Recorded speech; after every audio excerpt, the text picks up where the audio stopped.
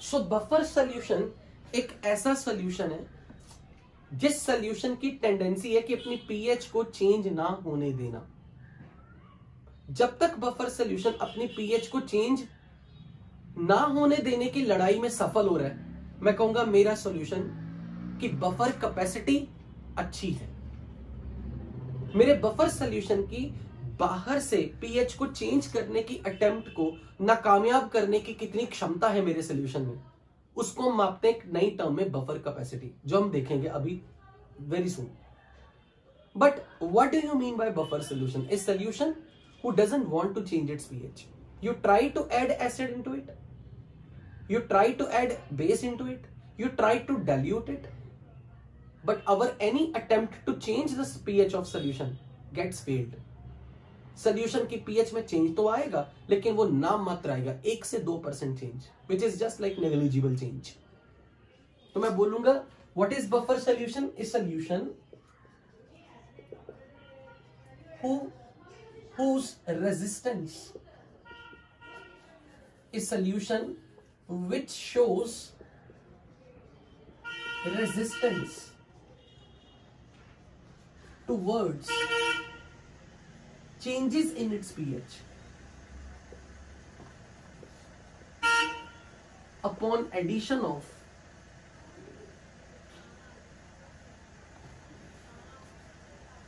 acid or base और dilution. अब buffer solution किस किस टाइप का होता है? बफर सॉल्यूशन दो तरह का हो सकता है, simple buffer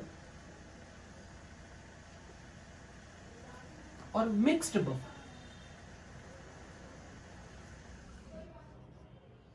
simple buffer word का मतलब उस सॉल्यूशन में there is only one component who is actively fighting against the changes in the pH, और ऐसे सॉल्यूशन जिसकी pH कांस्टेंट है at a given temperature, like जो आपने पहले पढ़ चुके हो, सॉल्यूशन कंटेनिंग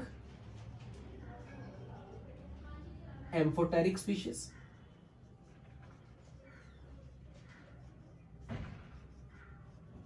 क्योंकि ऐसे सॉल्यूशन की पीएच एवरेज थी, pKai और pKaj का एवरेज, या फिर pOH जो था is pKbi plus pKbj by 2। ऐसे सॉल्यूशन जिसमें एक्टिवली काम करने वाला कंपोनेंट एक एम्फोटेरिक आयन है, जिसकी pH average of the 2 pKa's या एवरेज ऑफ 2 pKb's है, पर pKb and pK they don't change when you add acid in a solution. pKb की वैल्यू चेंज नहीं होती जब आप किसी सोल्यूशन में एसिड मिलाते हो या बेस मिलाते हो या उसकी कंसंट्रेशन कम करने के लिए पानी मिला देते हो, उसे डाइल्यूट कर देते हो, दे डोंट चेंज। जिस भी एम्फोटेरिक आयन की कंसंट्रेशन अगर C1 है, अगर आपने उसको डाइल्यूट कर दिया, उसकी कंसंट्रेशन को आधा कर दिया, लेट्स से C1/2, क्योंकि कंसंट्रेशन का कोई भी टर्म पीएच के एक्सप्रेशन में नहीं है, विच क्लियरली शोज कि एक एम्फोटेरिक स्पीशीज के सॉल्यूशन की pH at a given temperature is constant. ये भी एक बफर सॉल्यूशन। फिर आपने दूसरी टाइप का पढ़ा था, solution of a salt whose cation as well as anion undergo hydrolysis।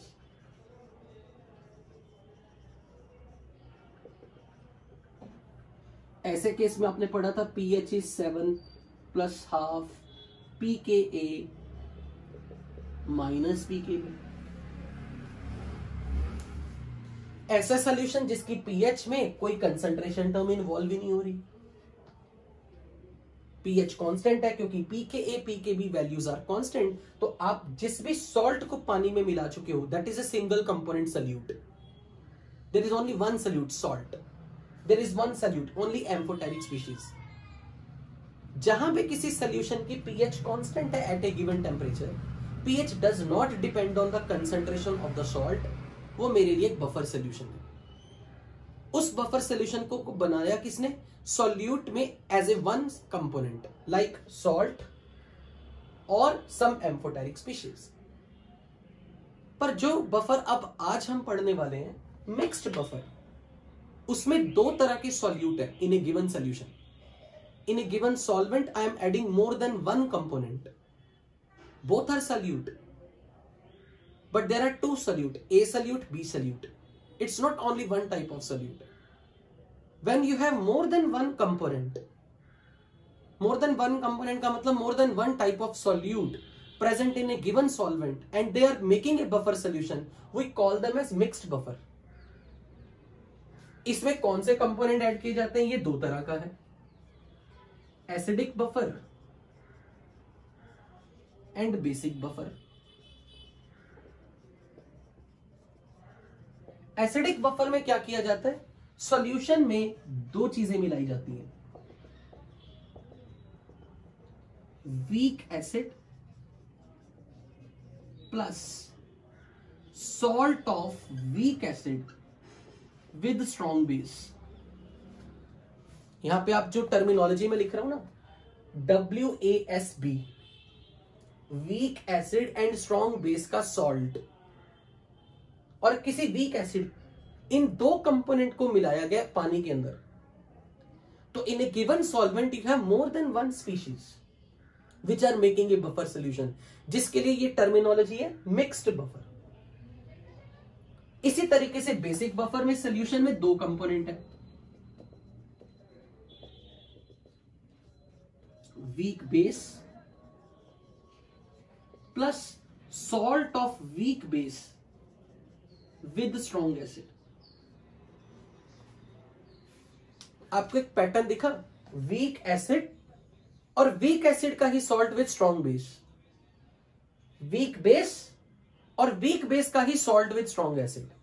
इसको मैं ये भी बोल सकता हूं, it is a mixture of weak acid plus its conjugate base of weak acid.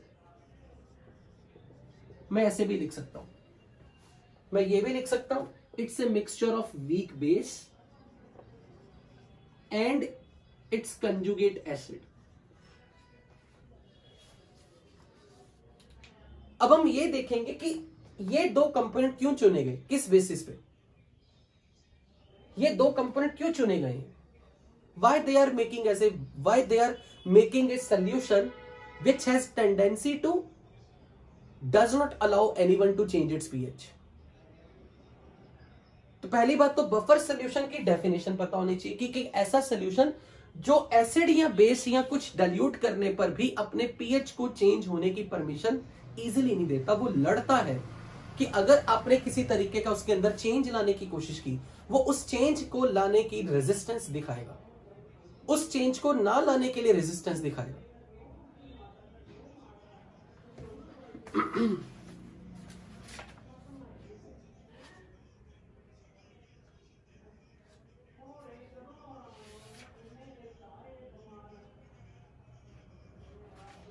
क्या आप मुझे एग्जांपल दे सकते हो सिंपल बफर में solution of a salt whose cation and anion undergo hydrolysis? अगर किसी ने आपसे एग्जांपल पूछ लिया, can you quote any example, any salt whose cation and anion both can undergo hydrolysis? बिल्कुल ठीक, ammonium cyanate, ammonium acetate as an example, aqueous solution of ammonium acetate. अच्छा ये बताओ, अगर मैंने कोई सॉल्ट लिया, लेट्स से जिंक फॉस्फेट, क्या इसमें केटायन और एनायन में से दोनों का हाइड्रोलिसिस होगा या किसी एक का होगा? दोनों का होगा, क्योंकि यहां केटायन कौन है? जिंक 2 पॉजिटिव, और फॉस्फेट कौन है? फॉस्फेट एनायन PO4 3 माइनस और zinc 2 positive as a cation. अच्छा अगर मैं इस पीएच, अगर मैं ये बोलूं कि ये मेरा एक सॉल्ट है जिसके दो केटायन है, zinc 2 plus and phosphate ion, क्या आप ये बता सकते हो जब मैं इसका पीएच का फॉर्मूला लिखूंगा 7+12 pKa माइनस pKb, और अगर मैं आपको जिंक हाइड्रोक्साइड के लिए इसकी दो वैल्यूज दे दूं, Kb1 Kb2, और फॉस्फेट के लिए H3PO4 के 3 वैल्यू दे दूं, Ka1, Ka2, Ka3, तो क्या आप बता सकते हो कौन सा Ka यूज करना, कौन सा Kb यूज करना?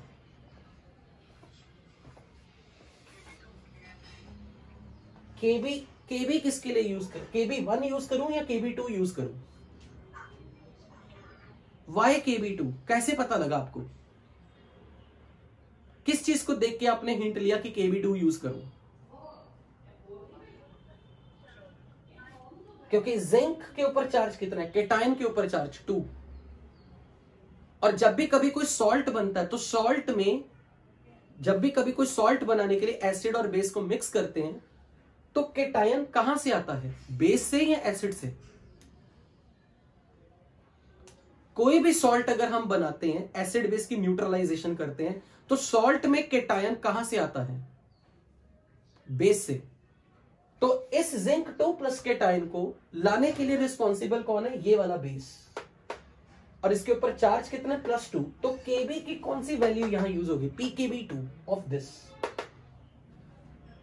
और एनायन, सॉल्ट का एनायन कहां से आता है, एसिड से या बेस से? एसिड से। और एसिड से जो आ रहा है H3PO4, उससे एनायन आ रहा है फॉस्फेट, तो इसके ऊपर जो चार्ज है 3, वो आपको क्या हिंट दे रहा है कि आपको कौन सा pK यूज करना है, pK1 या pK2 या pK3? pK3। तो किसी भी सॉल्ट के हाइड्रोलिसिस को देख के, सॉल्ट के केटायंस एनायंस को देख के अगर आप ये डिसीजन ले सकते हो कि सर दोनों का हाइड्रोलिसिस होगा, और क्योंकि base relates to cation, acids relates to anion, तो बेस अगर आपको दे दिया जाए तो जिस भी बेस, जो भी केटायन के ऊपर चार्ज है, अकॉर्डिंगली आपने Kb1, Kb2 में से सूटेबल वैल्यू यूज करनी। अगर आपको anion which is basically coming from acid part, तो वो H3PO4 के अगर 3 Ka वैल्यूज गिवन है, तो आपको ये ध्यान रखना है कि फॉस्फेट के ऊपर चार्ज -3 है, तो हमें 3rd Ka की वैल्यू यूज करनी है। I hope this is clear to everybody कि किस बेसिस पे डिसाइड करना है ये चार्ज, और सॉरी किस बेसिस पे Kb1 यूज करना है या Ka1 यूज करना है। This is clear to you? Okay, अब मिक्स्ड बफर में चलते हैं, जो कि हमारी आज की क्लास का मेन टॉपिक है।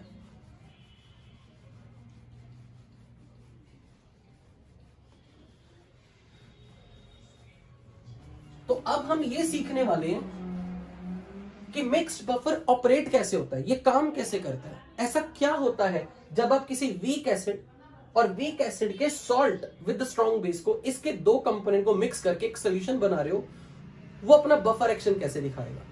Let's take an example. मैंने लिया weak acid plus salt of weak acid with strong base.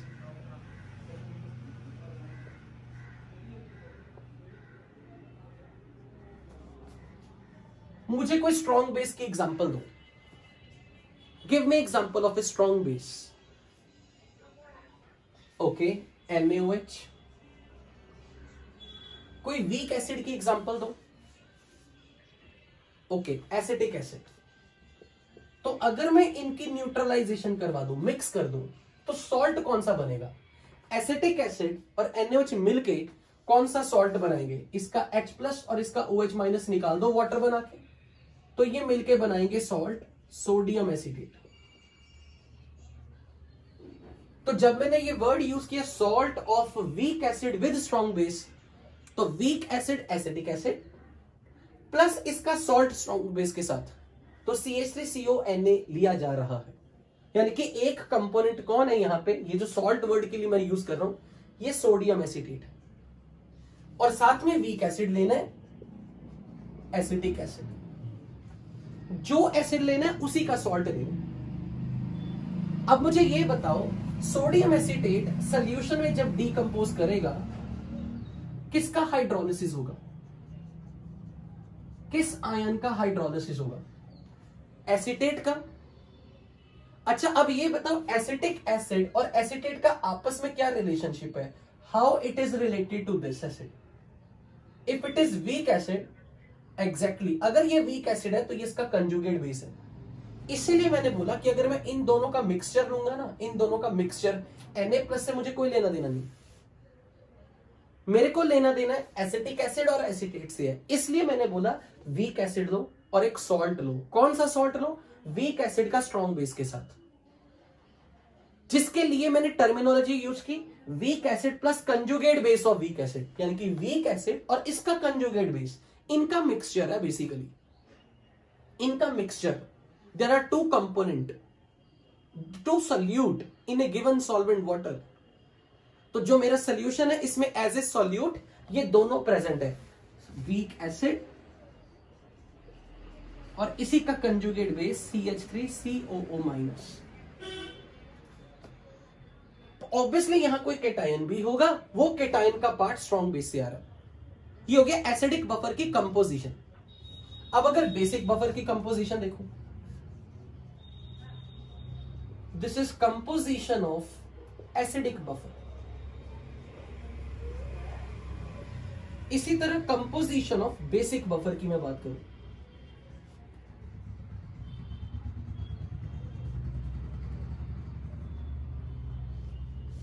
एक वीक बेस लो लाइक अमोनिया, जिसको मैं ये भी बोल सकता हूं अमोनियम हाइड्रोक्साइड। लेकिन इसका सॉल्ट साथ में, इसका सॉल्ट भी लेना है, वीक बेस का salt, salt of weak base with strong acid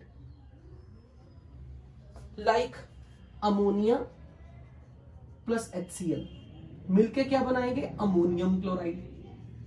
ये सॉल्ट हो गया, weak base with strong acid, they are forming a salt.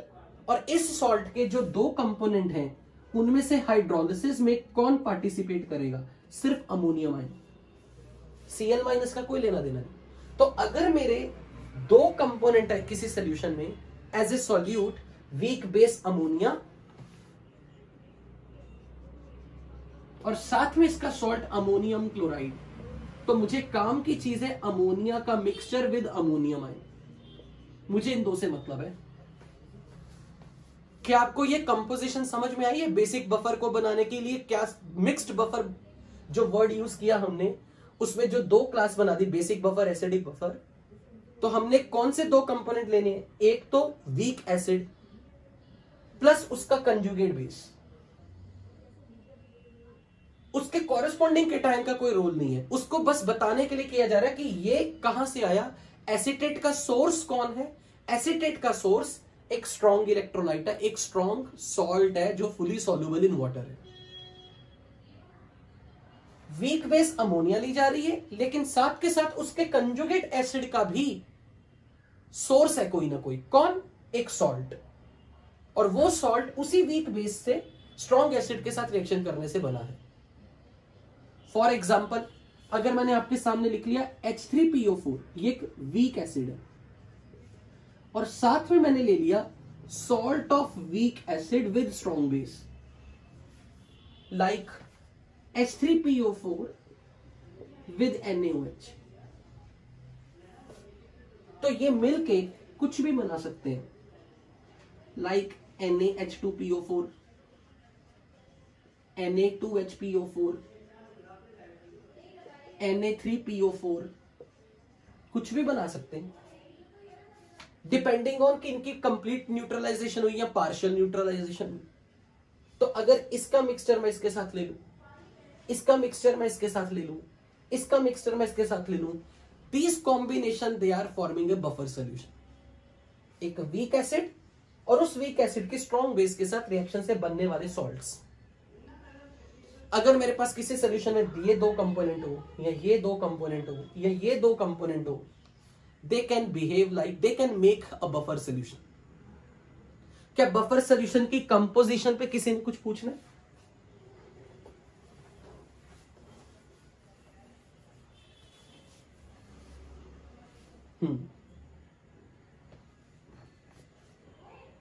Late से मैंने हाइड्राजीन लिया।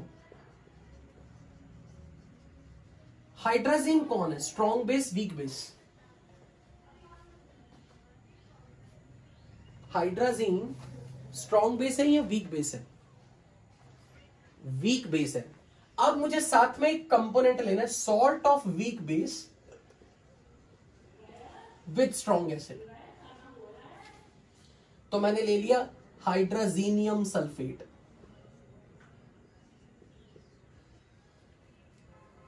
हाइड्राजीनियम ion N2H5 positive and sulphate, ये सॉल्ट, इस सॉल्ट के दो कंपोनेंट हैं, हाइड्राजीनियम आयन और सल्फेट।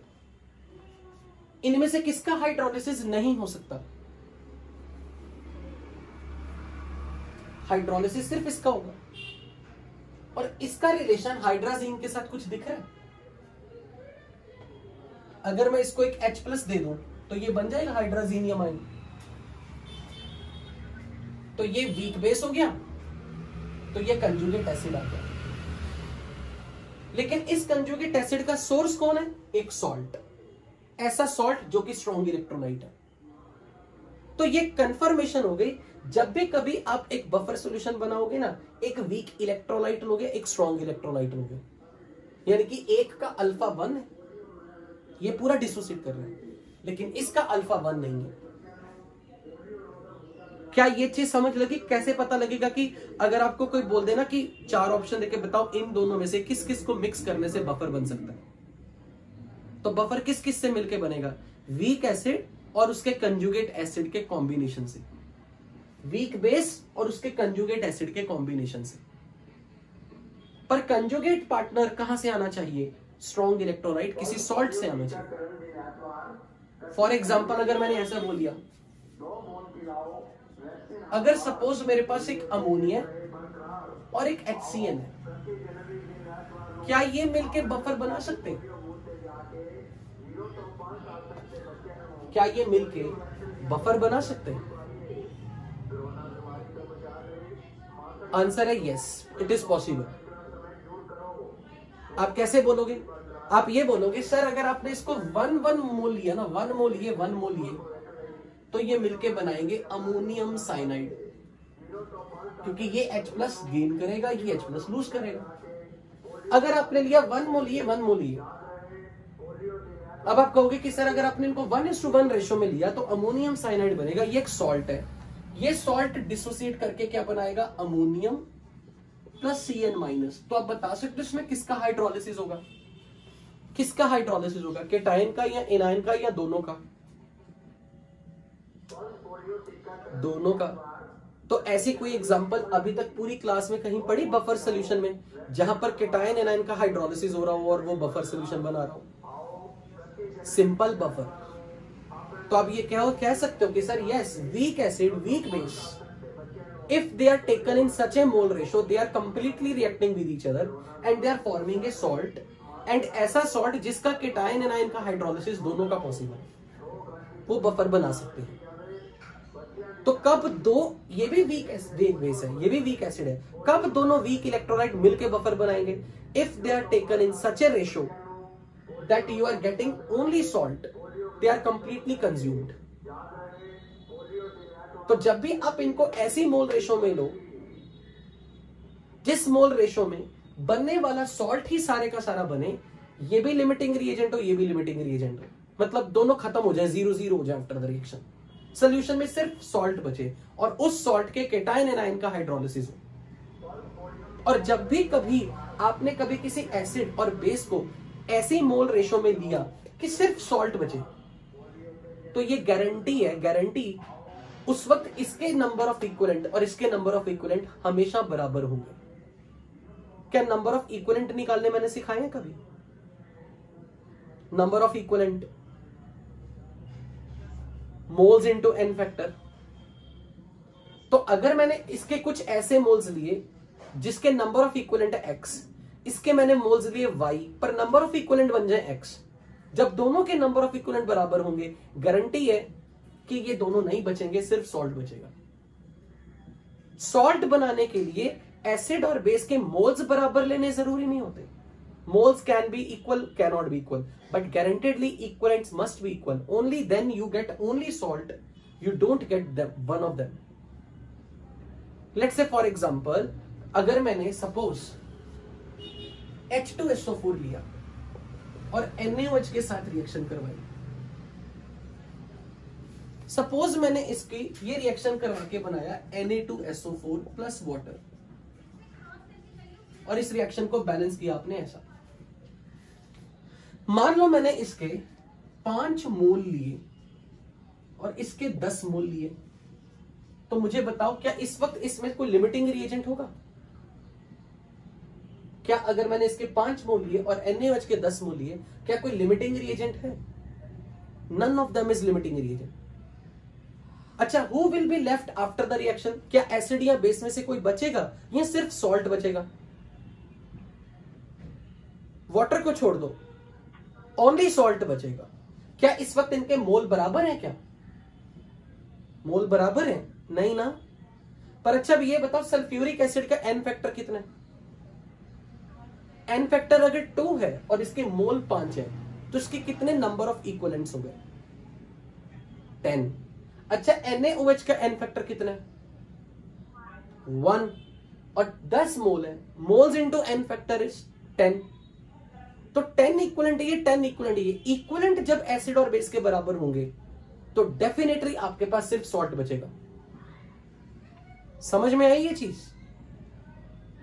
कि सॉल्ट सिर्फ कब बनेगा? जब एसिड और बेस के इक्विवेलेंट्स बराबर हो। Is this point clear? इसीलिए वीक एसिड और वीक बेस। अच्छा, can you tell me what is n factor of HCl? 1। Ammonia का एन फैक्टर? अमोनिया का एन फैक्टर 1। तो अगर उन दोनों का एन फैक्टर 1 और 1 है, तो अगर मैंने इसके 2 मोल लिए और इसके भी 2 मोल लिए, एन फैक्टर 1 और 1 ही है, तो मोल्स ही इक्विवेलेंट है हमेशा। तो यहां पे कंडीशन आ जाएगी कि इनके जब तक मोल्स बराबर लोगे तभी सॉल्ट अकेला बचेगा। तो एक्चुअल में मोल्स बराबर इसलिए लेने पड़ रहे क्योंकि उनका एन फैक्टर 1 है। अदरवाइज मोल्स बराबर हों और सॉल्ट बने ये जरूरी नहीं होता है। फॉर एग्जाम्पल, अगर मैंने आपके सामने ऐसे लिखा H3PO4 प्लस NaOH और ये NaH2PO4 प्लस वाटर बना रहा है, इस रिएक्शन को देख के मुझे बताना है आपने H3PO4 का एन फैक्टर कितना है। लक्ष्य ने कहा 3, मैंने कहा गलत, H3PO4 का एन फैक्टर 3 नहीं है इस रिएक्शन में। नो, वो भी गलत। H3PO4 से जब ये सॉल्ट बन रहा है, ये वाला प्रोडक्ट बन रहा है, इसमें कितने H+ लूज किए? इसने कितने H+ लूज किए? 1। तो इसका एन फैक्टर 1 है। इस वक्त इसका एन फैक्टर 1 है। NaOH से जब ये बना तो इसने कितने OH लूज किए इसे बनाने के लिए? 1। इस वक्त दोनों का एन फैक्टर 1 और 1 है। मान लो मैंने इसके 10 मोल लिए और इसके भी 10 मोल लिए, मुझे ये बताओ इन दोनों का एन फैक्टर 1 है, तो इस वक्त इसके इक्विवेलेंट्स कितने हैं? 10 और इसके इक्विवेलेंट्स 10। क्योंकि इक्विवेलेंट्स बराबर हैं इसलिए कंफर्मेशन हो गई कि after their reaction they will be left 0-0 both, only this will be formed. समझ में आई ये चीज? Is this point clear? अगर मैंने इस वक्त इसके 10 मोल ले लिए तो 1:1 रेशो में वो रिएक्ट हो रही है, तो 10/1 और 10/1 no one is limiting reagent. और लिमिटिंग रिएजेंट इसलिए कोई नहीं है क्योंकि इस वक्त इनके नंबर ऑफ इक्विवेलेंट बराबर है। लेकिन अगर मैंने इसके 10 मोल लिए होते और इसके 8 मोल लिए होते, what is it's an factor? You set 1 2 3 1। इसका एन फैक्टर 1, क्योंकि इस वक्त ये NaH2PO4 बना रहा है, तो इससे 3 H से 2 H बचे हुए हैं, तो इसने 1 H+ लूज किया, इसका एन फैक्टर 1 है। इसने 1 OH- लूज किया, इसका एन फैक्टर 1 है। तो मुझे ये बताओ, अगर मैंने 8 मोल लिए तो बेस के इक्विवेलेंट्स कितने हैं? 8। और इसके मोल 10 हैं, तो इसके इक्विवेलेंट कितने? 10। इस वक्त उनके क्योंकि इक्विवेलेंट्स बराबर नहीं है, तो आफ्टर द रिएक्शन मैं बोलूंगा 8 इक्विवेलेंट को न्यूट्रल कर देंगे तो H3PO4 के 2 इक्विवेलेंट बच जाएंगे। और क्योंकि इसका n फैक्टर इस रिएक्शन में 1 है तो उसके 2 इक्विवेलेंट उसके 2 मोल है, इसीलिए हम बोल रहे हैं 8 मोल से 8 मोल न्यूट्रलाइज हो गए, तो 2 मोल ये बच गया। मान लो कि ये 2 मोल बच गया और ये मेरे पास 8 मोल बन के आया। अब मुझे ये बताओ, क्या ये एक एसिड है, वीक एसिड है, ये स्ट्रॉन्ग एसिड है? Weak acid. अब ये बताओ, क्या ये सॉल्ट है इस वीक एसिड का? क्या ये इस वीक एसिड का सॉल्ट है? यस। और इस सॉल्ट में कौन से आयन का हाइड्रोलिसिस होगा? H2PO4 माइनस का। क्या H2PO4 माइनस H3PO4 का कंजुगेट बेस भी है? यस। तो मैं कहूंगा अब ये दोनों मिलके एक बफर सॉल्यूशन बना लेंगे, क्योंकि बफर सॉल्यूशन में 2 चीजों की रिक्वायरमेंट है मिक्स्ड बफर में, week acid and it's conjugate partner. तो जब भी मैं कभी वीक एसिड को किसी स्ट्रॉन्ग बेस से रिएक्ट करूंगा, लेकिन स्ट्रॉन्ग बेस के नंबर ऑफ इक्विवेलेंट कम हो वीक वाले से, तो ऐसे केस में मोस्ट लाइकली जब मेरे पास 2 कंपोनेंट बचेंगे, एक वीक वाला और एक स्ट्रॉन्ग, मतलब एक कंजुगेट पार्टनर या फिर सॉल्ट, उसी वीक इलेक्ट्रोलाइट का सॉल्ट, तो ऐसे केस में मैं कहूंगा मेरे पास 2 कंपोनेंट बचेंगे सॉल्यूशन में एज ए सॉल्यूट। पानी तो है ही ये 3rd कंपोनेंट, तो मैं कहूंगा मेरा सॉल्यूशन बफर सॉल्यूशन बन सकता है। क्या आपको बफर बनाने का मेथड पता लगा?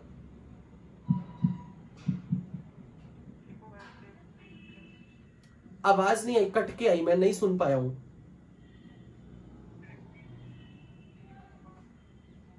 किसी को उसकी समझ में आई आवाज, उसने क्या कहा? तो रिपीट कर दो। ओके, तो NaOH के 8 मोल थे, तो इसका n फैक्टर है 1, तो इसके 8 इक्विवेलेंट है।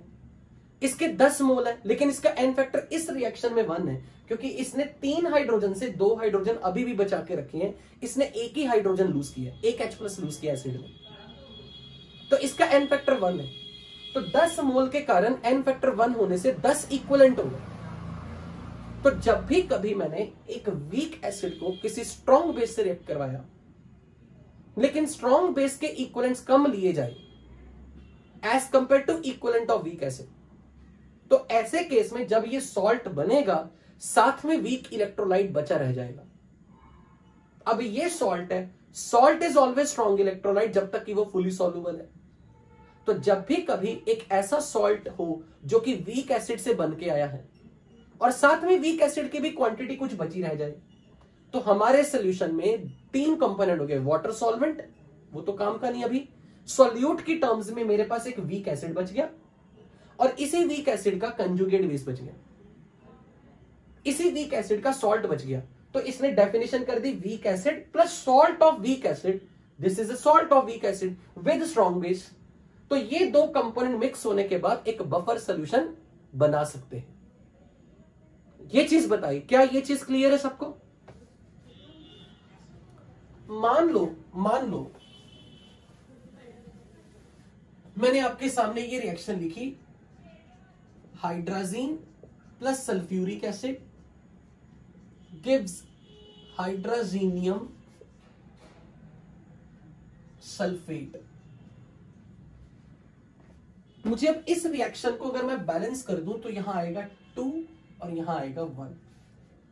मुझे इस रिएक्शन बैलेंस है, हाइड्रोजन देखना 8 और 2 10।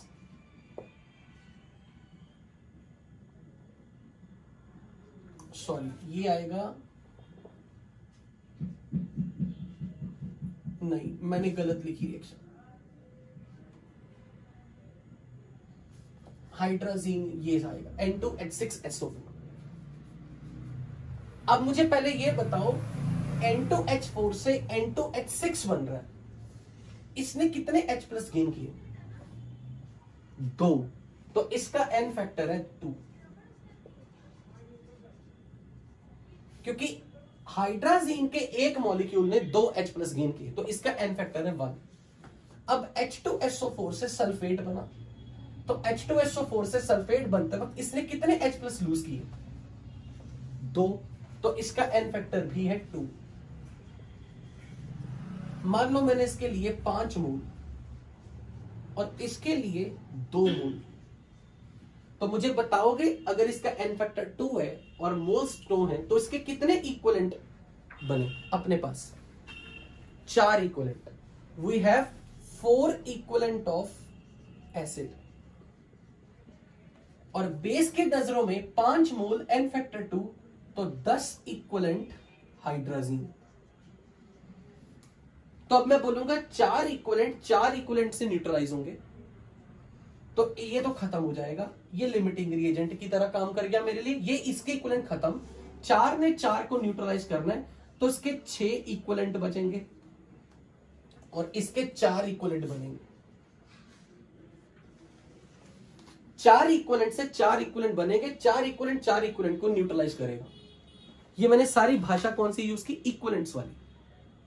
अब मुझे ये बताओ 6 इक्विवेलेंट है तो हाइड्राजीन का N फैक्टर अगर 2 है तो कितने मोल हाइड्राजीन के अभी भी मिक्सचर में बचे हैं? अगर 6 इक्विवेलेंट है हाइड्राजीन के और N फैक्टर 2 है तो हाइड्राजीन के number of moles present in solution is 3।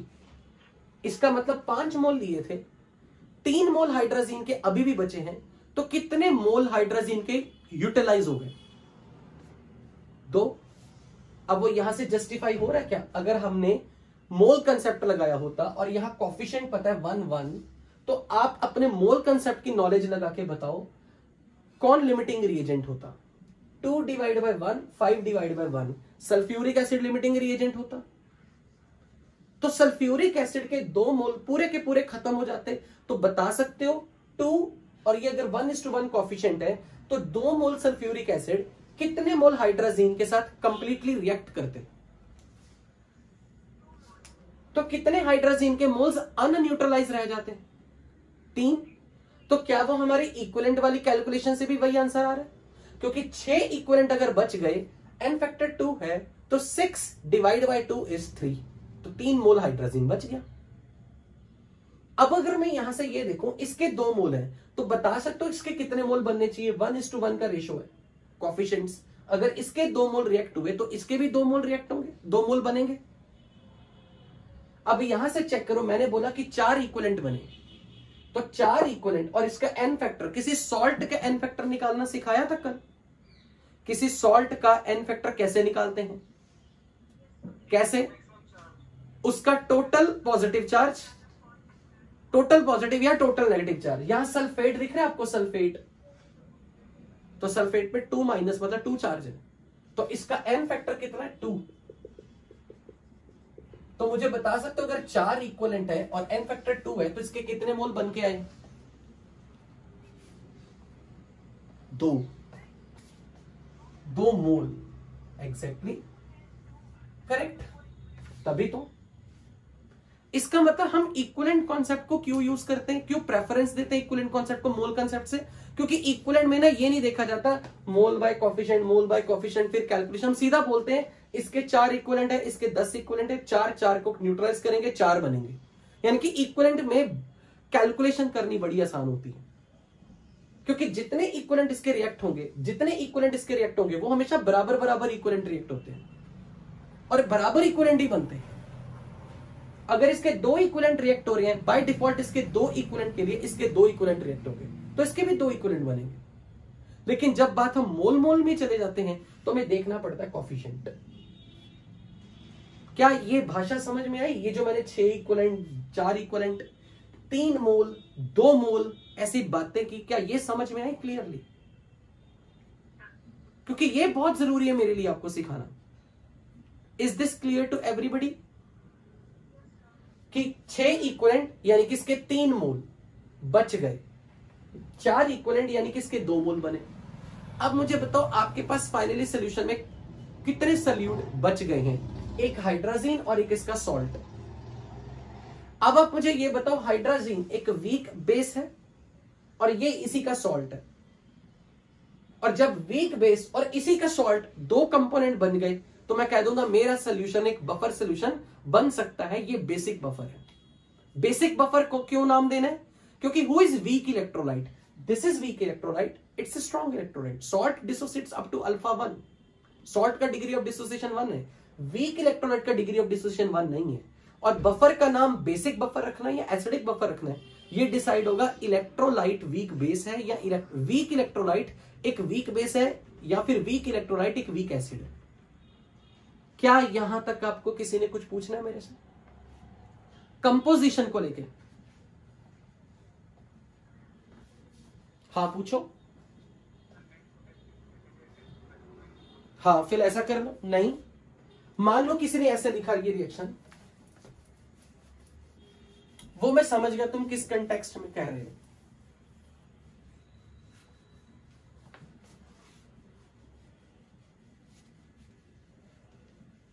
वो मैं समझ गया, जो कल पढ़ा तुम उसको यूज कर रहे हो और वो भी ठीक है, बिल्कुल उसमें कोई गलती नहीं. तुम ये कहना चाह रहे हो कि अगर हाइड्राजीनियम सल्फेट बना तो N2H6 2+ है और हाइड्राजीन है N2H4, they can react together to form N2H5 positive. यही कहना चाह रहे हो? क्योंकि ये आपस में रिएक्ट कर सकते हैं, एक एम्फोटेरिक स्पीशीज बना सकते हैं. एम्फोटेरिक N2H5 ट्वाइस SO4 ही तो बनाना चाह रहे हो तुम. वही तो मैं क्यों बोल रहा हूं, N2H5 positive, they can react with each other. N2H6 2+ और N2H4 में ये H+ लूज कर सकता है, ये H+ गेन कर सकता है. तो अगर मैं इसका एक H+ उठा के इसको दे दूं तो ये दोनों ही N2H5+ बन गए. अब मैं बोलूंगा कि अगर आपके पास इसके 2 मोल हैं और इसके आपके पास थे 3 मोल, तो इस रिएक्शन को होने के लिए 1:1 का रेशियो चाहिए था. तो लिमिटिंग रीजन कौन है? ये खत्म हो जाएगा. तो आप बोलोगे 2 मोल से इसके 2 मोल बन के आएंगे, नहीं 4 मोल बन के आएंगे, क्योंकि 1 और 2 का रेशियो है. तो 2 मोल से इसके 2 मोल खत्म होंगे तो ये 1 मोल बच जाएगा. अब भी मैं कहूंगा कि तुम्हारे पास एक वीक बेस बच गया और वीक बेस से आने वाला एक सॉल्ट बच गया. तो वीक बेस और इसका कंजुगेट पार्टनर मिलके आपस में बफर सॉल्यूशन बना सकते हैं. ये भी सही बात है. तो बफर सॉल्यूशन बनाने की कंडीशन बताओ क्या है? मिक्स्ड बफर में कंपोजिशन का रोल बताओ क्या है? How will you decide the composition of a buffer solution? Mixed buffer में कौन से 2 कंपोनेंट एक्टिवली पार्टिसिपेट करेंगे?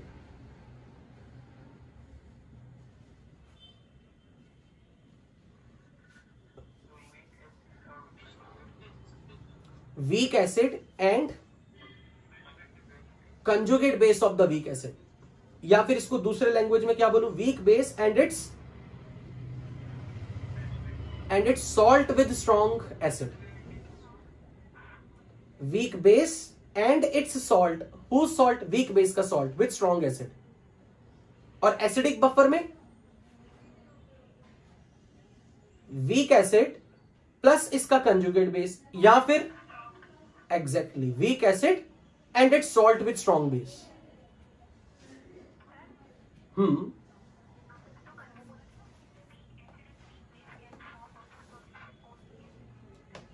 Only if they are taken in equal equivalents.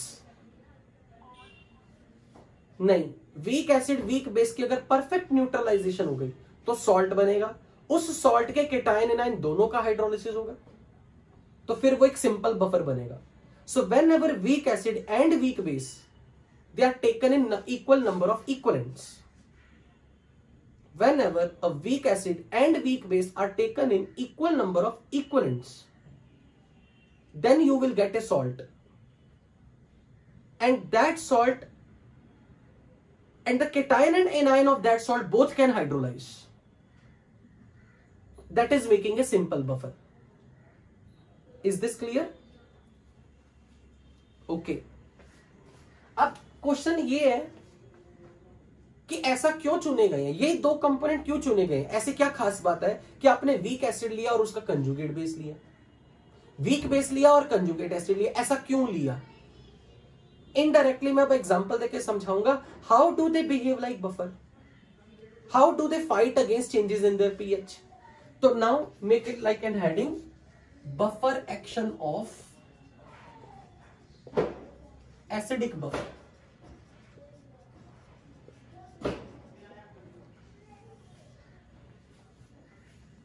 Let's say for example I have a mixture of these two compounds, CH3COOH plus CH3COONA. मान लो मेरे पास ये एक mixture है. अब क्योंकि ये वीक इलेक्ट्रोलाइट है,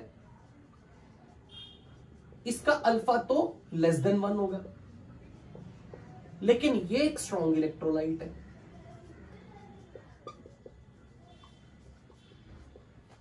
तो होगा ये कि वीक इलेक्ट्रोलाइट वाटर में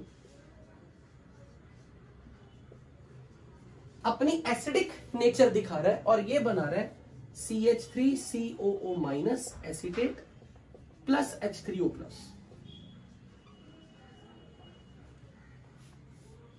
लेकिन ये जो सॉल्ट है, सॉल्ट ये स्ट्रॉन्ग इलेक्ट्रोलाइट है, तो ये तो पूरी डिसोसिएटेड फॉर्म में है. तो सॉल्यूशन में it is existing like CH3COO minus and Na positive. और इस आयन का हाइड्रोलिसिस होगा, और इस आयन का हाइड्रोलिसिस होने से आपको मालूम है कि ये सॉल्यूशन में OH माइनस जनरेट कर रहा है. तो रियलिटी में क्या हो रहा है, ध्यान से देखना. मान लो मैंने इन दोनों का मिक्सचर लिया था, इसमें एसिटिक एसिड भी था, इसमें एसीटेट भी था. अब जैसे मैंने बाहर से इसमें HCl मिलाया, तो मैंने इस सॉल्यूशन के अंदर क्या बढ़ाने की कोशिश की, H प्लस की कंसंट्रेशन या OH माइनस की कंसंट्रेशन? H प्लस की कंसंट्रेशन मैंने बढ़ाने की कोशिश की. मैंने सोचा कि ये जो सॉल्यूशन है ना, इसमें H प्लस की कंसंट्रेशन बढ़ाते हैं, इस सॉल्यूशन की pH को घटाते हैं. चलो, पर हो ये रहा है जैसे मैंने HCl बाहर से डाला तो ये भाई साहब OH माइनस आने वाले H प्लस के साथ झगड़ना शुरू कर रहे हैं. ये स्ट्रॉन्ग बेस है, it will start neutralising with this. और जैसे मैंने OH माइनस, मेरा OH माइनस इस H प्लस के साथ कंज्यूम होना शुरू हो जाएगा, तो मेरे द्वारा डाले गए H प्लस ने क्या सॉल्यूशन की pH को घटाने का काम कर पाएगा? बताओ. नो, क्योंकि मैंने जो H प्लस डाला है उसका प्रतिद्वंदी OH माइनस इस H प्लस के साथ कंबाइन होना शुरू हो जाएगा और ये इक्विलिब्रियम फॉरवर्ड जाना शुरू हो जाएगा. इसका इक्विलिब्रियम अब फॉरवर्ड जाएगा क्योंकि OH minus will start getting consumed. तो मेरे सॉल्यूशन के अंदर ये जो बैठा एसीटेट है, इसका हाइड्रोलिसिस और फास्ट हो जाएगा. मतलब इसका इक्विलिब्रियम फॉरवर्ड शिफ्ट होगा. मैं बाहर से H प्लस डालूंगा तो इसका इक्विलिब्रियम फॉरवर्ड शिफ्ट होना शुरू हो जाएगा और ये OH माइनस की कंसंट्रेशन बढ़ानी शुरू कर देगा. मैंने जो डाला था, मैंने क्या करने की कोशिश की थी, H प्लस को बढ़ाने की कोशिश की, पर सॉल्यूशन ने अपने इस इक्विलिब्रियम को फॉरवर्ड जाने का आदेश दे दिया. तो मुझे बताओ, जब इस इक्विलिब्रियम में ये फॉरवर्ड गया तो OH माइनस की कंसंट्रेशन बढ़नी शुरू हो गई सॉल्यूशन ने. तो सॉल्यूशन अपनी OH माइनस की कंसंट्रेशन को बढ़ा के मेरे द्वारा ऐड किए गए H प्लस को न्यूट्रलाइज कर रहा है. तो मेरी जो अटेम्प्ट थी सॉल्यूशन में pH को घटाने की, वो फेल हुई शुरू हो जाएगी. अब मुझे एक बात बताओ, जब आप किसी ऐसे सॉल्यूशन में, यानी कि एसिड और उसके कंजुगेट बेस में बाहर से एसिड डालोगे, तो इन दोनों में से किसकी मात्रा घटनी शुरू होगी और किसकी मात्रा बढ़नी शुरू होगी? जैसे आपने HCl डाला तो इन दोनों में से किसका इक्विलिब्रियम फॉरवर्ड शिफ्ट हुआ?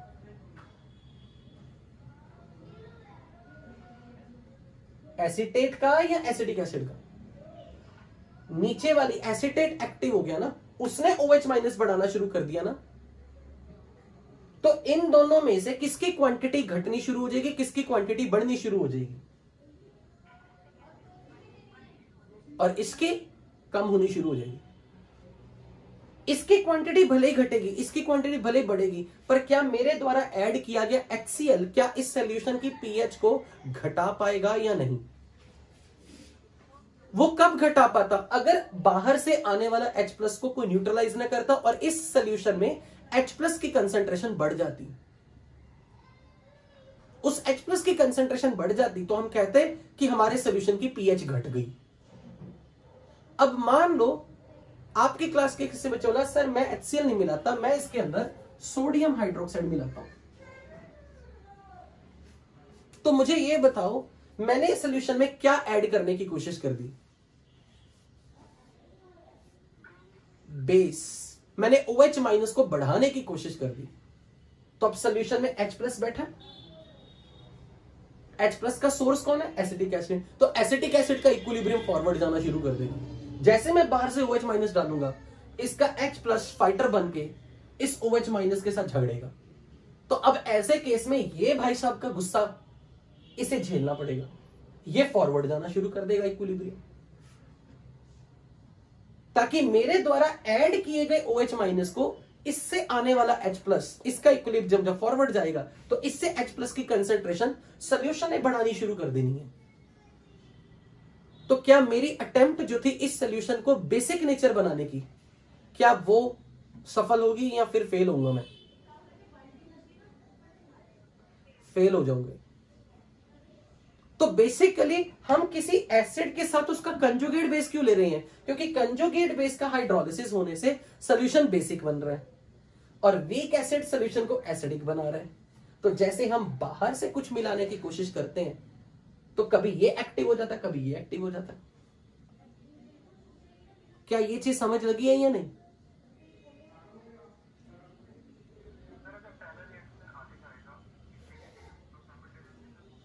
नहीं, उसका कारण क्या है?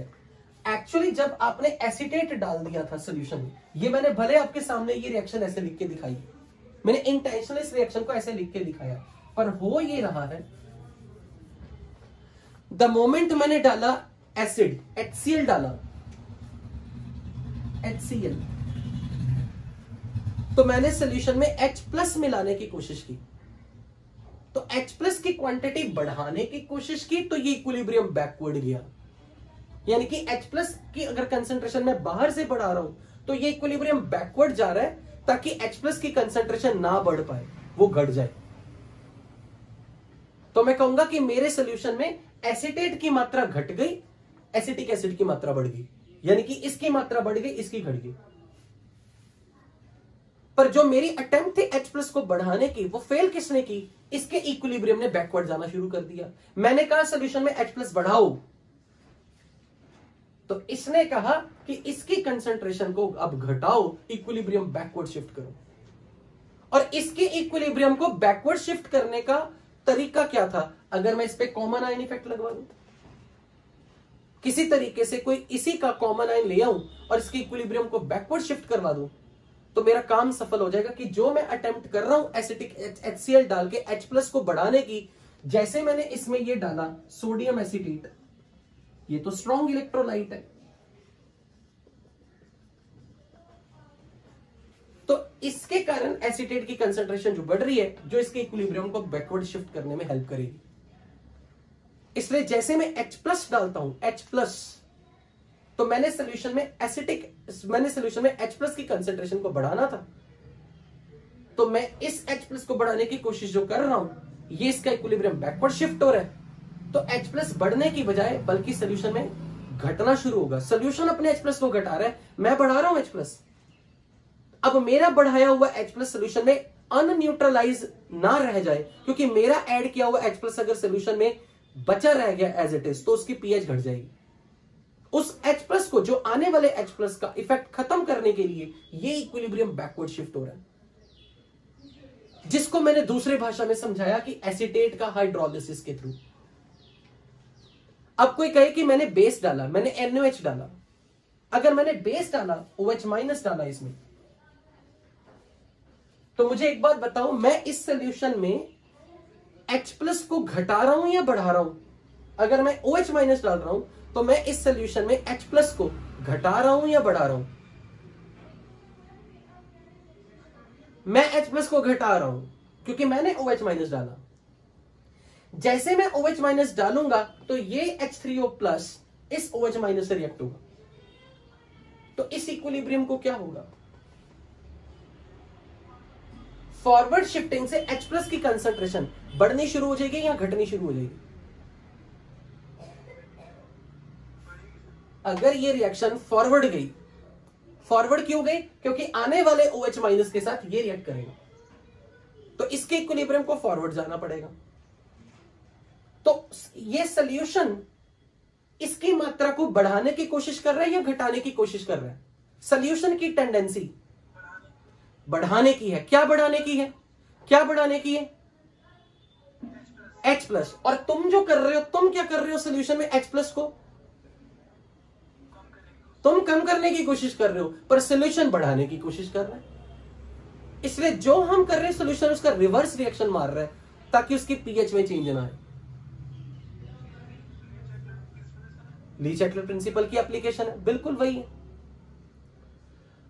जब भी कभी कोई आपसे को पूछे कि आपने जब एक एसिडिक बफर लिया तो उसके ये जो दो कंपोनेंट थे ये कैसे काम करते हैं, आप ये कहते हो कि अगर हमारे एक वीक इलेक्ट्रोलाइट है और एक स्ट्रॉन्ग इलेक्ट्रोलाइट है, और स्ट्रॉन्ग इलेक्ट्रोलाइट से आने वाला आयन वीक इलेक्ट्रोलाइट पे कॉमन आयन इफेक्ट लगा रहा है, तो उसके इक्विलिब्रियम को बैकवर्ड शिफ्ट होने में हेल्प होगी। द मोमेंट मैं बाहर से एसिड डालूंगा, मैं H+ डालूंगा, तो मैंने सॉल्यूशन में H+ को बढ़ाने की कोशिश की, तो अब सॉल्यूशन कुछ ऐसा काम करे कि वो अपना H+ घटाए। तो वो कैसे होगा? ये जो मैंने बाहर से H+ डाला, ये एक्सेस में जो बैठा हुआ है CH3CO- जो एक्सेस में है, ये उस H+ को गेन करेगा। और जब CH3CO- H+ को गेन करेगा तो ये क्वांटिटी अब रिएक्शन बैकवर्ड शिफ्ट होनी शुरू होगी, क्योंकि CH3CO- जब H+ गेन करेगा तो उसने एसिटिक एसिड बनाना ना, तो इस इक्विलिब्रियम को बैकवर्ड जाना पड़ेगा जब मैं बाहर से एसिड डालूंगा, जिसको मैं ऐसे बोल रहा हूं, बाहर से मैंने H+ डाला तो सॉल्यूशन में H+ की कंसंट्रेशन बढ़ी, उस H+ की कंसंट्रेशन को कम करने के लिए एसीटेट ने अपना सैक्रिफाइस किया ताकि ये रिएक्शन बैकवर्ड जाए। और अगर मैंने बाहर से बेस डाला, OH- डाला, तो फिर ये H+ कंज्यूम होना शुरू हो जाएगा। तो मैं OH- डाल के सॉल्यूशन में H+ को घटाने का प्रयास कर रहा हूं, पर ये इक्विलिब्रियम फॉरवर्ड जाके H+ को बढ़ाने का प्रयास कर रहा है। जो मैं कर रहा हूं उसका उल्टा हो रहा है, ताकि पीएच में चेंजेस ना रहे, जिसको इनडायरेक्टली मैंने एक्सप्लेन ऐसे किया कि ये जो एसीटेट बैठा है इसका हाइड्रोलिसिस हो रहा है,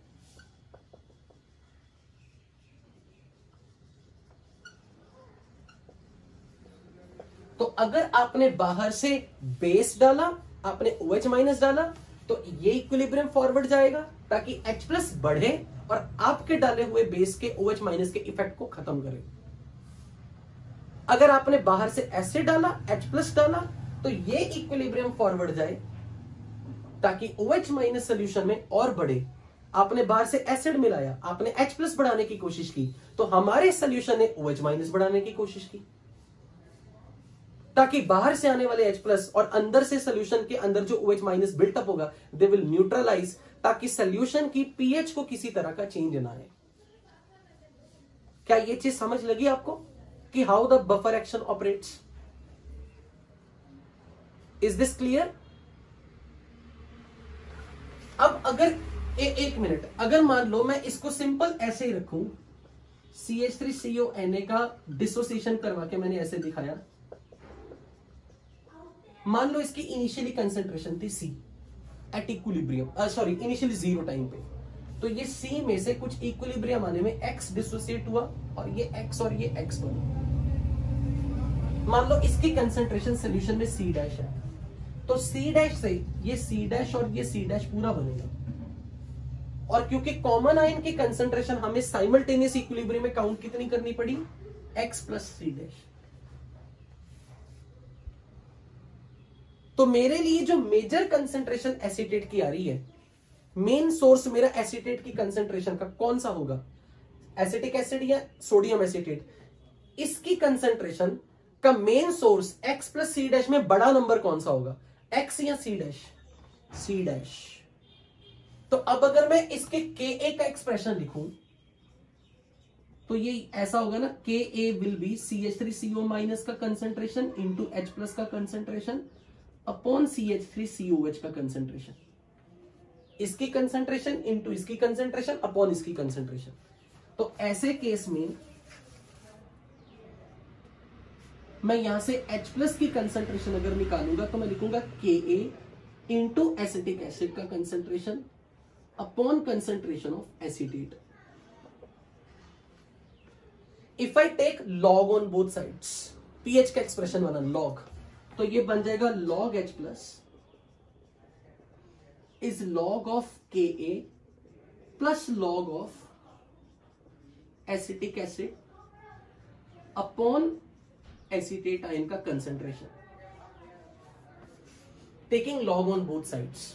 मैंने इसको ऐसे लिख दिया Ka into this ratio, like this is मेरे लिए m number, this is n, m into n is log m plus log n। अगर मैं m और n के प्रोडक्ट पे log लगा दूं,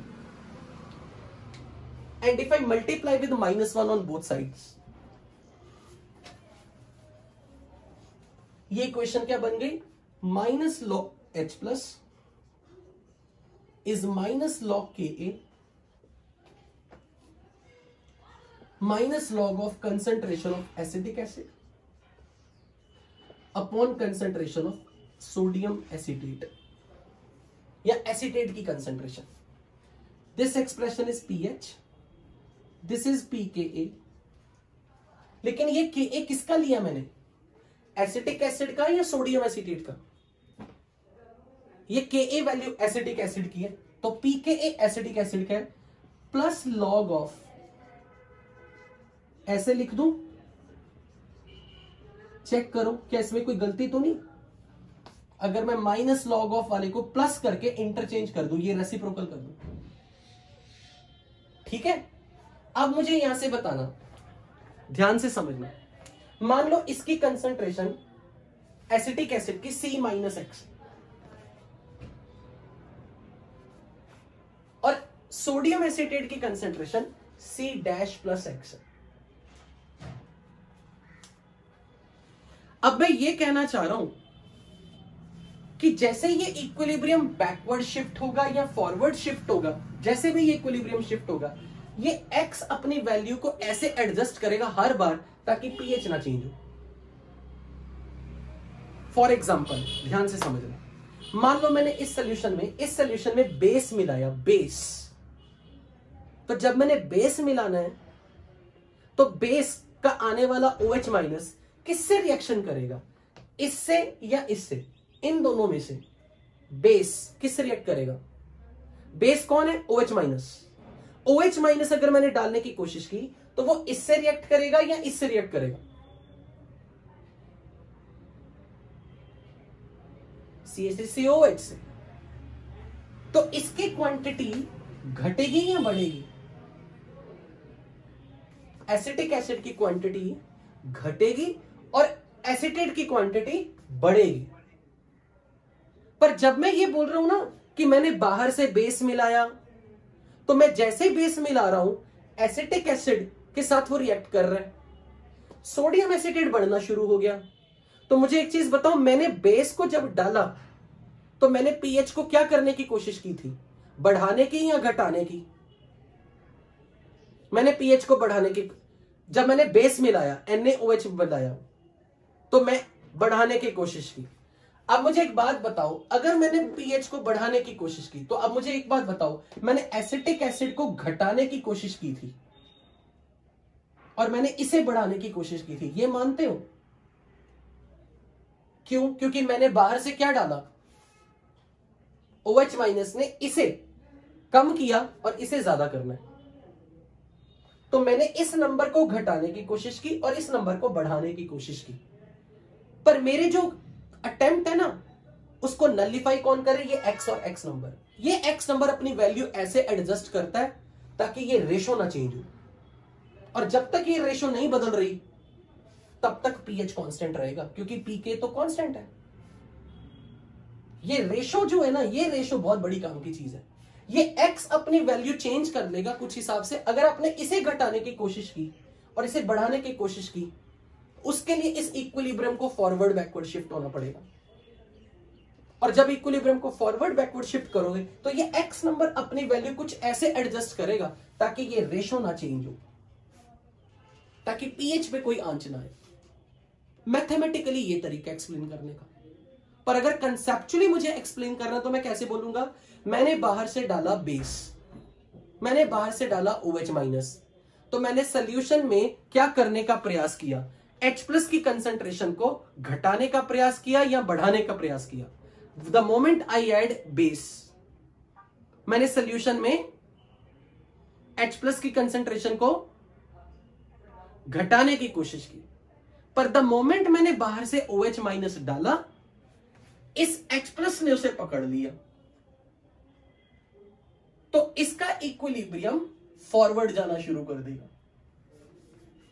और अगर ये फॉरवर्ड जाएगा तो x की वैल्यू बढ़नी शुरू हो जाएगी, घटनी शुरू हो जाएगी। x की वैल्यू बढ़नी शुरू हो जाएगी, ये x की वैल्यू बड़ी होनी शुरू हो जाएगी। यानी कि x will adjust in such A way that eventually the ratio doesn't change. क्योंकि द मोमेंट मैंने बाहर से OH माइनस डाला तो उस OH माइनस से इस H प्लस की कंसंट्रेशन पे कोई चेंज नहीं आ रहा, क्योंकि ये इक्विलिब्रियम फॉरवर्ड जा रहा है। इवेंचुअली इनकी कंसंट्रेशन अपने आप को हमेशा एडजस्ट करेगी, इनकी कंसंट्रेशन अपने आप को ऐसे एडजस्ट करेगी ताकि ये pH कांस्टेंट रहे। उसके लिए ये जरूर हो सकता है कि ये घट जाए, ये बढ़ जाए, ये बढ़ जाए, ये घट जाए, पर वो जो घटना बढ़ना होगा ना, वो बहुत स्मॉल अमाउंट से होगा। यू गॉट द पॉइंट और नॉट? तो मुझे सबसे पहले ये एक्सप्लेन करो, द मोमेंट मैंने बाहर से बेस मिलाया तो मेरे द्वारा डाला गया OH माइनस pH को बढ़ा क्यों नहीं रहा, क्यों नहीं वो बढ़ा पा रहा? क्योंकि जैसे मैंने बाहर से OH माइनस डालना है तो वो OH माइनस इस H प्लस के साथ रिएक्ट करेगा। ये स्ट्रॉन्ग एसिड है, और अगर ये कंज्यूम होगा तो इसका इक्विलिब्रियम किधर जाएगा, फॉरवर्ड।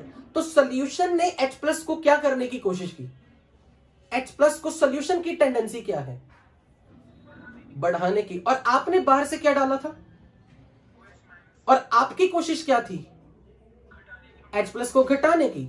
पर सॉल्यूशन ने क्या जवाब दिया, रिएक्शन को फॉरवर्ड भेज के उसने अपने H प्लस को बढ़ाना शुरू कर दिया।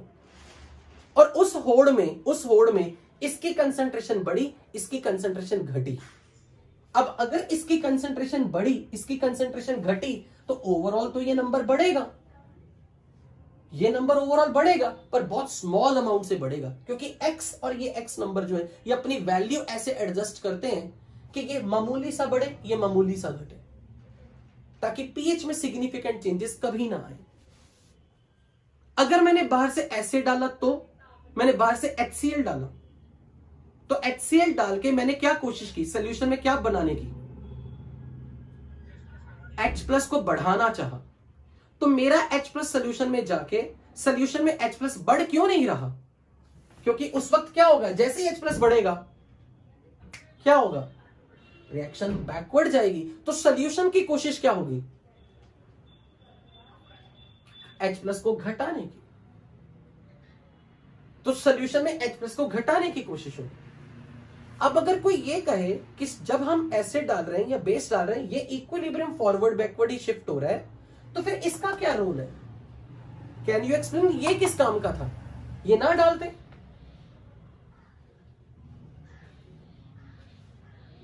ये डालने से आप क्या इंश्योर कर रहे हो, what will happen to this,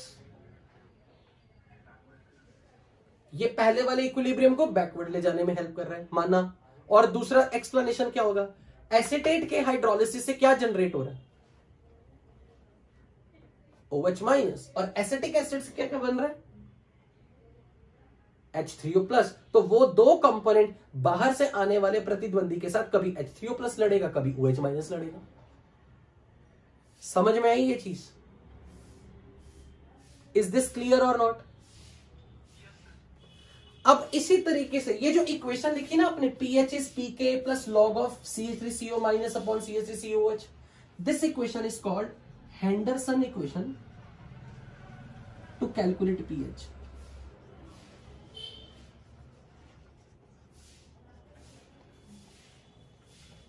Henderson equation to calculate pH. अब इस इक्वेशन को आप कैसे याद रखोगे? For the buffer, pH is pKa plus log of concentration of conjugate base upon weak acid. Conjugate base generate किसने किया? सॉल्ट ने ना। कंजुगेट बेस किसने जनरेट किया? सॉल्ट ने। तो मैं इसको ये भी लिख सकता हूं, pH is pKa plus log of concentration of salt upon concentration of weak acid.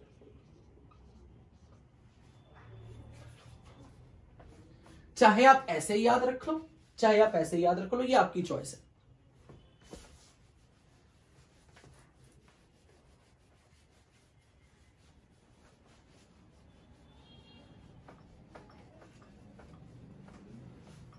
अगर मैं सपोज अब बेसिक बफर की एक्सप्लेनेशन दूं,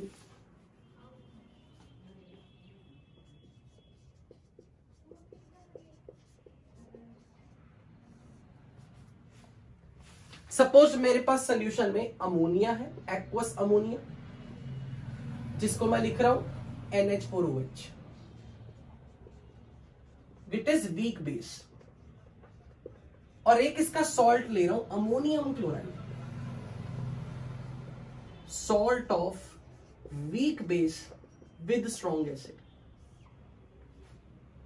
तो ammonium hydroxide being a weak base, it will dissociate in solution partially. इसका अल्फा तो 1 से कम है, इसकी डिग्री ऑफ डिसोसिएशन तो 1 से कम है।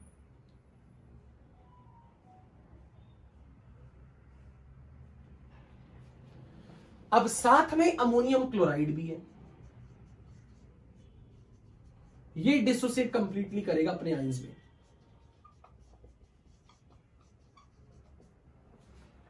अब इस सॉल्यूशन से मुझे समझाओ, मान लो मैंने बाहर से एसिड डाला, H+ डाला, तो मेरा जब H+ सॉल्यूशन के अंदर जाएगा उसको कौन सा प्रतिद्वंदी मिलेगा? OH-। तो जैसे मैंने बाहर से H+ डाला तो H+ की रिएक्शन होगी OH- के साथ, तो इसका इक्विलिब्रियम किधर शिफ्ट होगा? फॉरवर्ड। तो आपने बाहर से क्या डाला था? एसिड। आपने H+ डाल के OH- को क्या करने का कोशिश किया था? लेकिन इस इक्विलिब्रियम ने फॉरवर्ड जाके क्या बनाने की कोशिश की? OH- को बढ़ाना शुरू कर दी। क्योंकि जो आपने किया OH- को घटाने का प्रयास बाय एडिंग एसिड HCl, तो आपने जैसे HCl डाला, H+ डाला, तो मैं कहूंगा कि उस HCl के डालने से, H+ के डालने से ये इक्विलिब्रियम फॉरवर्ड में शिफ्ट हुआ। और अगर ये फॉरवर्ड में शिफ्ट हुआ तो अमोनियम की कंसंट्रेशन बढ़ गई, घट गई?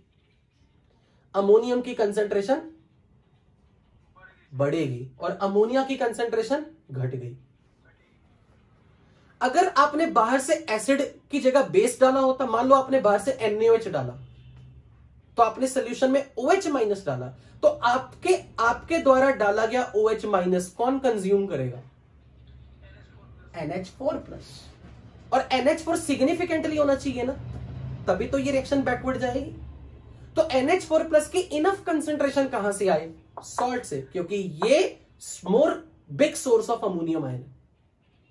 हम चाहते कि जब आप बाहर से OH- डालो तो अंदर NH4+ इनफ कंसंट्रेशन में हो, ताकि आपके द्वारा आए गए OH- को ये इक्विलिब्रियम सफिशिएंटली बैकवर्ड शिफ्ट कर दे। क्योंकि अकेले अमोनियम हाइड्रोक्साइड में इतनी औकात नहीं है कि वो NH4+ की ह्यूज कंसंट्रेशन रखे, क्योंकि ये तो बेचारा वीक इलेक्ट्रोलाइट है। तो सॉल्यूशन में अमोनियम के कंसंट्रेशन सफिशिएंटली हो, ताकि बाहर से जब आप OH- डालो तो वो NH4+ उस OH- को कंज्यूम करके इस इक्विलिब्रियम को बैकवर्ड लेके जाए। समझ में आई ये चीज? क्योंकि अगर मुझे इसके इक्विलिब्रियम को बैकवर्ड ले जाना है तो इस पे कॉमन आयन इफेक्ट लगना चाहिए, और कॉमन आयन इफेक्ट लगाने के लिए अमोनियम की कंसंट्रेशन सिग्निफिकेंटली हाई होनी चाहिए, और इसकी कंसंट्रेशन सिग्निफिकेंटली हाई तब होगी जब आप सॉल्ट की कंसंट्रेशन भी ठीक ठाक मात्रा में लोगे। अदरवाइज तो ये अकेला, अगर ये सारी गेम इसके इक्विलिब्रियम के फॉरवर्ड बैकवर्ड की होती तो फिर ये डालने की जरूरत ही क्या थी। हम ये इंश्योर करना चाहते हैं कि बाहर से जब आप बेस डालोगे OH माइनस तो सोल्यूशन में कोई NH4 प्लस की इनफ कंसंट्रेशन हो जो इस इक्विलिब्रियम को बैकवर्ड जाने में मदद करे, और NH4 प्लस आने वाले OH माइनस से कंबाइन करके रिएक्शन को बैकवर्ड भेजे, ताकि सोल्यूशन में OH नेगेटिव की कंसंट्रेशन ना बढ़ पाए। और ठीक इसी तरह जब आपने बाहर से एसिड डाला तो एसिड से आने वाला H प्लस एक OH माइनस रिएक्ट करे ताकि ये इक्विलिब्रियम फॉरवर्ड जाए। तो जो एक्टिविटी आपने एसिड डाल के OH माइनस को घटाने की सोल्यूशन अपने इक्विलिब्रियम को फॉरवर्ड भेज के OH माइनस को बढ़ाने का प्रयास करे। Is this clear how the buffer action is acting? Yes और नो? तो अब अगर मैंने इसकी कंसंट्रेशन C ली और इसकी C' ली, तो एट इक्विलिब्रियम ये C माइनस लेट से Y बना, और ये Y और ये Y बना, और ये पूरा डिसोसिएट करके C' और C' मोलैरिटी रखेगा अपनी। तो अमोनियम की कंसंट्रेशन तो होगी Y प्लस C'। तो अब अगर मुझे इस इक्वेशन में Kb ऑफ अमोनिया लिखना हो, यानी कि Kb ऑफ अमोनियम हाइड्रोक्साइड लिखना हो, तो आप क्या लिखोगे? Concentration of ammonium ion into concentration of OH minus upon concentration of NH4OH। इससे मैं pH निकालना चाहता हूं इस सोल्यूशन की pH। तो इस OH माइनस की कंसंट्रेशन को अगर मुझे रिलेट करना हो तो मैं लिखूंगा Kb into concentration of NH4OH upon concentration of NH4 positive. Take log on both sides, तो log OH minus is equal to log of Kb into concentration of NH4OH upon NH4 positive. This number I can write it as log Kb plus log of NH4OH concentration upon concentration of NH4 plus, which is log of concentration of OH minus. Multiplying with -1 on both sides, तो ये बन जाएगा minus log OH minus is equal to minus log Kb minus log of ammonium hydroxide का concentration upon concentration of ammonium ion. अब इसे rearrange करूं फिर से, तो माइनस लॉग OH माइनस को क्या लिख दूंगा? यहां से आगे मैं यहां लिख रहा हूं POH is equal to PKB plus log of, अगर मुझे ये साइन प्लस बनाना है तो मैं फिर से रिवर्स कर रहा हूं, ऊपर नीचे रेसिप्रोकल कर रहा हूं ताकि ये साइन माइनस की जगह प्लस बन जाए। तो log of concentration of NH4 positive upon concentration of NH4OH।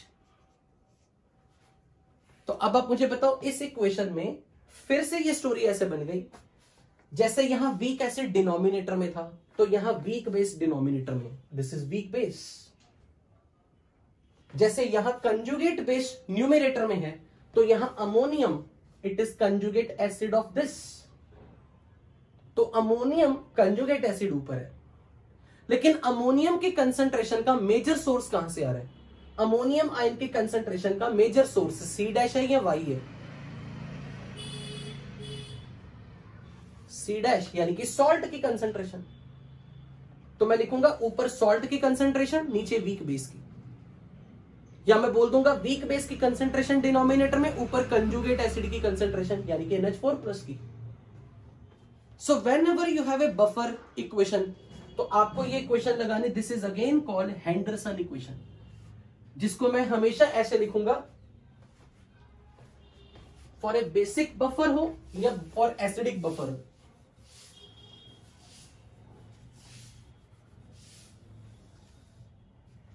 So for acidic buffer, use the equation pH is pKa plus log of concentration of conjugate base or salt of weak acid with strong base divided by concentration of weak acid. या फिर for basic buffer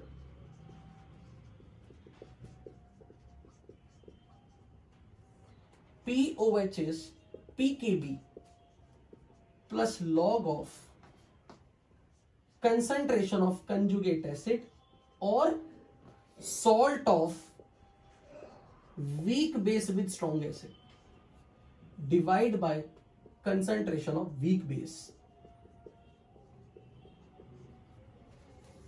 This is main basic equation जो आप numerical में use करने वाले, Henderson equation. Is it clear बच्चों? Any doubt?